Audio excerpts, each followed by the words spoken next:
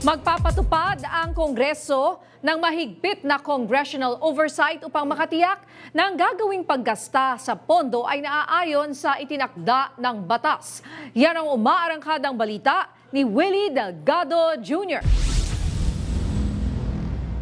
Ipinagmalaki ng Kamara ang katatapos na pagpirma ng Pangulong Bongbong Marcos Jr. sa 6.793 trillion pesos na national budget. Ayon kay House Speaker Faustino D. III, isang makasaysayang yugto sa pag-budget ang ginawa ngayong taon.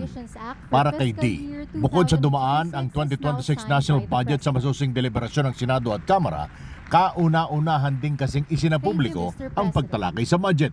Mahigpit din kasi aniya ang ginawang ripaso ng Executive Department sa pambansang pondo. Tiniyak din ni D na magpapatupad ng istriktong congressional oversight ng Kamara upang masigurong tama ang gagawing paggasta ng bawat ahensya ng pamahalaan sa tinawag niyang People's Budget.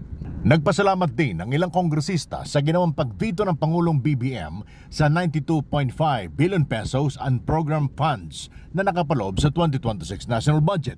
Sabi ni Manila 2nd District Representative Rolando Valeriano, ang ginawa ng Pangulong BBM ay patunay na nakikinig ito sa boses ng taong bayan. Para naman kay Congressman Rodolfo Ordanes ng Senior Citizens Party List, ang 92.5 billion pesos ay pwede ring savings ngayon at maaaring gamitin para sa mga benepisyo ng mga senior citizens. May apela naman sa Pangulong Marcos Jr. si Albay 3rd District Representative Raymond Adrian Salceda.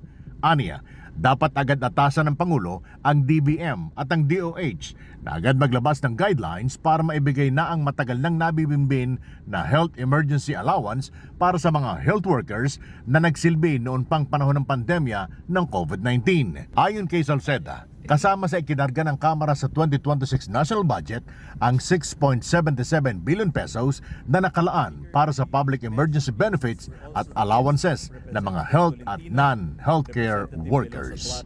Ako si Willie Delgado Jr. ng PRTV News. Nagseserbisyo para sa Pilipino.